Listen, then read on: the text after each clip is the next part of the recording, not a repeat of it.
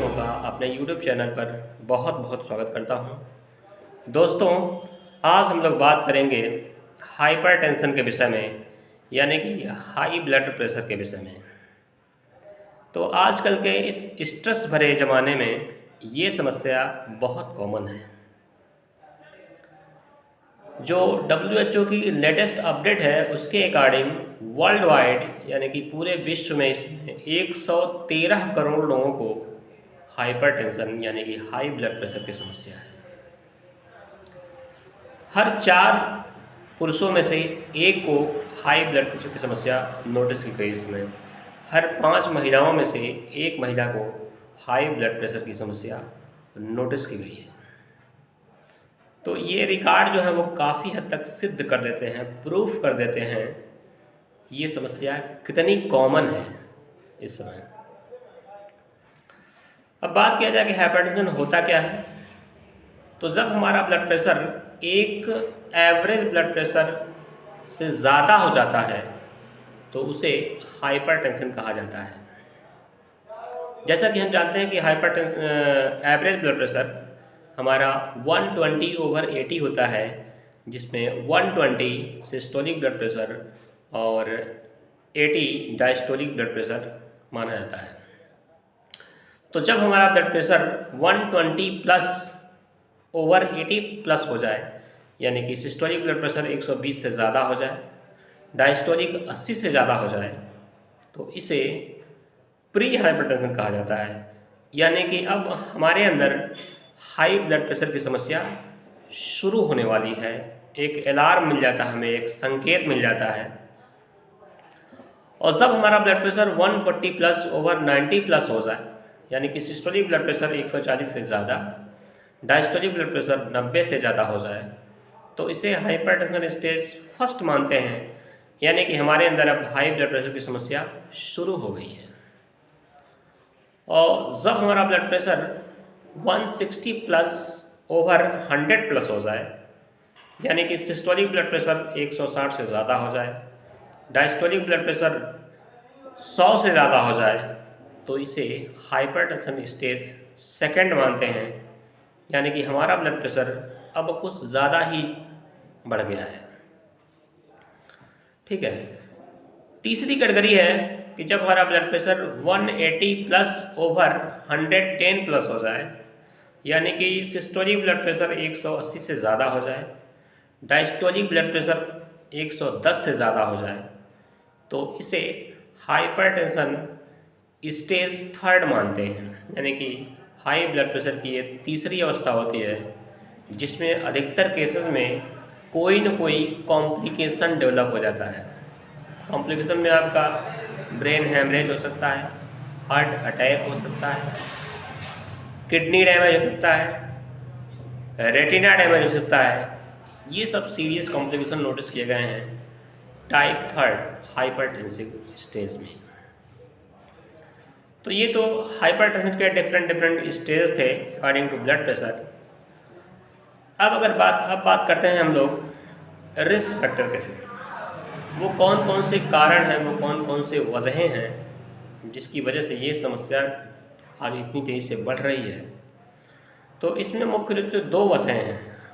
एक तो life style, यानी कि हमारी जीवन शैली, और कुछ केसेस में जेनेटिक प्री डिस्पोजिशन भी एक कारण माना गया है। तो हम लोग बात करेंगे लाइफ स्टाइल की। तो यदि आप पर डे बहुत ज़्यादा सॉल्ट डाइट ले रहे हैं, आप बहुत ज़्यादा नमक खा रहे हैं आप, तो आपको ये समस्या समय के साथ डेवलप होती जाएगी। यदि आपकी डाइट में फल सब्जियों का अमाउंट कम है, तो इसकी वजह से आयनों का डिसबैलेंस आएगा, तो ये भी एक वजह बनेगा हाई ब्लड प्रेशर के लिए। तीसरी जो वजह है और वो है एक्सेसिव यूज़ ऑफ एल्कोहल। यदि आप बहुत ज़्यादा शराब पीते हैं तो भी ये समस्या आप में डेवलप हो सकती है। चौथी जो वजह है और वो है टोबैको का यूज करना, डायरेक्टली या इनडायरेक्टली। या तो टोबैको आप डायरेक्टली खा रहे हो या स्मोकिंग के रूप में ले रहे हों, एक्टिव या पैसिव, तो ये भी एक वजह बनती है हाई ब्लड प्रेशर की। कैसे बनती है? तो ये जो हमारी आर्टरीज होती हैं उसमें उनकी जो टोन होता है उसको हार्ड कर देता है। आर्टीरियोस्क्लेरोसिस बोलते हैं मेडिकल लैंग्वेज में इसको। कभी हम इस पर अलग से वीडियो बनाएंगे, पूरी पैथोलॉजी बताएंगे इसकी कैसे डेवलप होता है ये। अगला जो फैक्टर है और वो है ओबेसिटी। यदि आप बहुत ज़्यादा सैचुरेटेड एंड ट्रांस फैट का यूज़ करते हैं तो आप में समय के साथ मोटापा आ जाएगा और वो काज करेगा हाइपरटेंशन यानी कि हाई ब्लड प्रेशर। अगला जो रिस्क फैक्टर है, जो वजह है, वो है इनएक्टिव लाइफ स्टाइल। यानी कि आप के जीवन में यदि एक्सरसाइज के लिए, योगा के लिए, मेडिटेशन के लिए अगर कोई जगह नहीं है तो इस वजह से आप में स्ट्रेस बढ़ेगा और वो समय के साथ आपके अंदर हाइपरटेंशन यानी कि हाई ब्लड प्रेशर की समस्या को उत्पन्न कर देगा, विकसित कर देगा। तो ये मुख्य वजहें थी, मुख्य रिस्क फैक्टर थे हाई ब्लड प्रेशर के लिए। अब हम लोग बात करेंगे दोस्तों इसके लक्षण क्या हैं, हाई ब्लड प्रेशर के कौन से लक्षण हैं जिनको हम देख करके एक अंदाजा लगाएंगे कि हाँ हमारे अंदर अब हाई ब्लड प्रेशर धीरे धीरे डेवलप हो रहा है। तो जब ये समस्या होती है तो आपके अंदर डिजीनेस रहेगा। डिजीनेस एक तरह का चिड़चिड़ापन होता है। दूसरा जो लक्षण मिलता है वो है इर्रेगुलर हार्ट बीट। या आपकी हार्ट बीट या तो बढ़ी रहेगी या बहुत ज़्यादा घटी रहेगी। जैसा कि हम जानते हैं कि हमारी heart beat 72 beats per minute normal होती है। अब हमारी हार्ट बीट यदि 72 से कम हो जाए जिसे हम ब्रेडिकार्डिया कहते हैं, 72 से ज़्यादा हो जाए जिसे हम टैकीकार्डिया कहते हैं, तो इस तरह की अगर समस्या देखने को मिल रही है तो ये भी एक लक्षण हो सकता है हाई ब्लड प्रेशर के लिए। अगला जो लक्षण है फटीग यानी कि थकान का होना। अगला लक्षण है नाज़िया एंड वोमिटिंग का होना, मितली और उल्टी जैसा लगना। ये भी एक लक्षण माना जाता है हाई ब्लड प्रेशर का। इसके साथ साथ यदि अचानक आप बेहोश जाते हैं कभी कभी तो ये भी एक लक्षण है हाई ब्लड प्रेशर का। हेडेक का होना ये भी एक सिम्टम है हाई ब्लड प्रेशर का।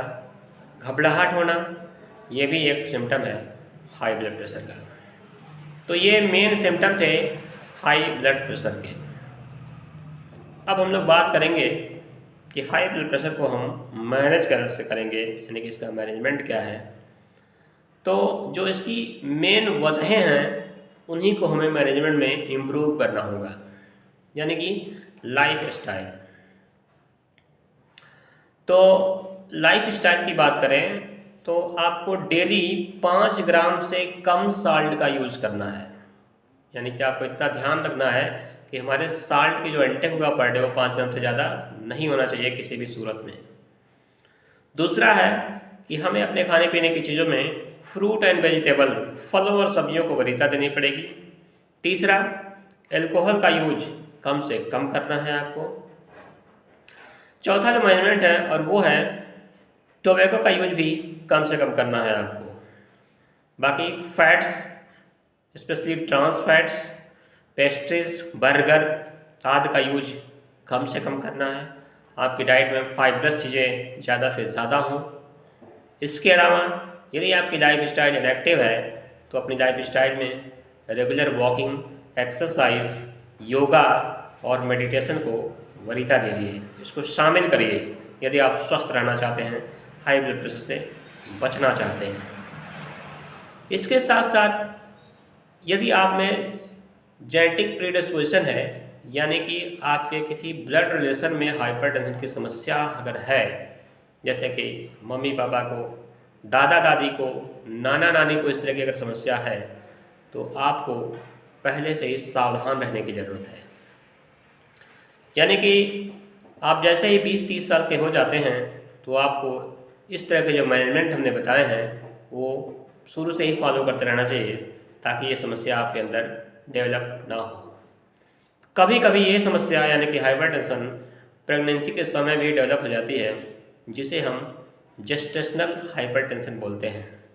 तो ऐसी महिलाओं को बाद में हाइपरटेंशन डेवलप होने के चांसेस ज़्यादा रहते हैं।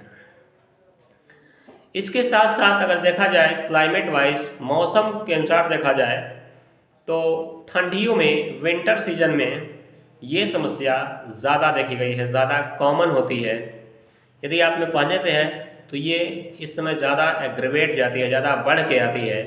यही कारण है कि जितने भी लकवा या फालिस के केस होते हैं, ब्रेन हैमरेज के केस होते हैं, हार्ट अटैक के केसेस जो होते हैं, वो ठंडियों में ज़्यादा होते हैं, क्योंकि ठंडियों में अचानक हमारा ब्लड प्रेशर बहुत ज़्यादा हो जाता है और इस तरह के वो डैमेज कर देता है। इसके अलावा ये समस्या जो है वो शुगर के पेशेंट्स में, यानी कि डायबिटीज़ के पेशेंट में भी ज़्यादा कॉमनली देखी गई है।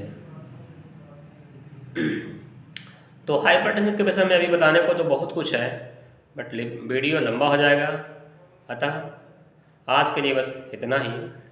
वीडियो अगर आपको अच्छा लगा तो इसे लाइक करें, चैनल को सब्सक्राइब करें, अधिक से अधिक लोगों के बीच शेयर करें, ताकि ये महत्वपूर्ण जानकारी अधिक से अधिक लोगों के बीच पहुंच सके। Thank you. जय हिंद, जय भारत।